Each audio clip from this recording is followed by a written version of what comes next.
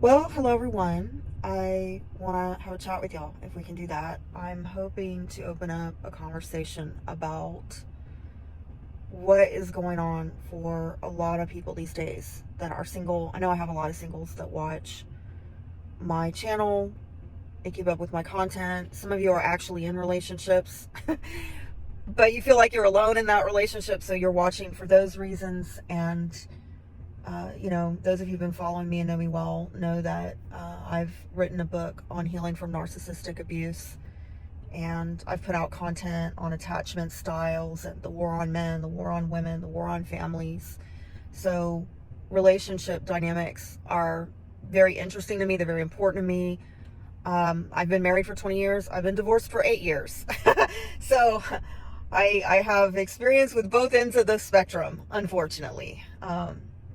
But I've learned a lot through this. And in, I'd say, the last couple months, I've been learning even more. I want to share those things with you, and I'd be interested to know what you think, because it's a journey. It's like we're figuring things out, and every time I think I've figured something out, a little more time passes and I realize, oh, there's even more. So I think one of my main motivations with this video is trying to understand, how do we find secure relationships in a highly insecure world? Because it just seems like impossible at this point. Right now, we are dealing with a loneliness epidemic. There are more people than ever in America living alone. How did we get here? There are a lot of runner-chaser dynamics being presented as glamorized twin flame unions. We're looking at social media where it appears as though narcissism is at peak levels, but the question is, are all these people narcissists, or do they have avoidant tendencies? Because, again, we're going back to a highly insecure world we're living with a lot of insecure people and a lot of insecure relationships.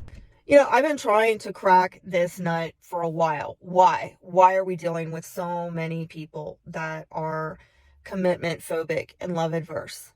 Because I've never before seen this in my life.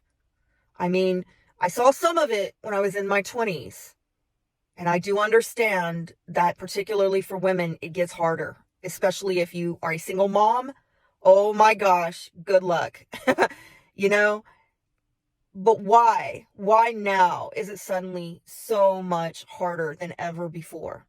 And what I've been able to figure out from the research is that this is the fallout from the breakdown of the nuclear family and gender roles being confused. And some of you might not like what I have to say, but there's a lot of statistics to back up what I'm saying. Actually, if you want to follow Adam Lane Smith on YouTube, he points to how the divorce rates, as they've gone up, you can see a direct correlation with people reporting that they feel not secure in their relationships.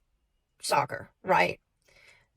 When you don't have people with designated roles to be a provider, protector, or a nurturer, nourisher, then you have people not fulfilling those roles, and then you end up with people being raised in homes where they don't feel secure.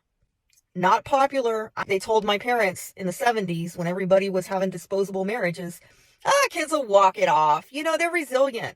And then they found out later, no, that's not the case. We now have a lot of adult children like myself who have dealt with attachment trauma that has followed them into their marriages and their families. So not only do these environments breed insecurity, but we've also got the culture that is so into consumerism that we learn to love things and use people. I don't know if any of you followed Teal Swan, but a while back she said that humanity is coming out of an emotional dark age. And so this has been going on even before the breakdown of the nuclear family. We had family dynamics, where even if people were clear and were fulfilling their roles within the family, there was some inability to provide emotional intimacy and secure attachments in relationships.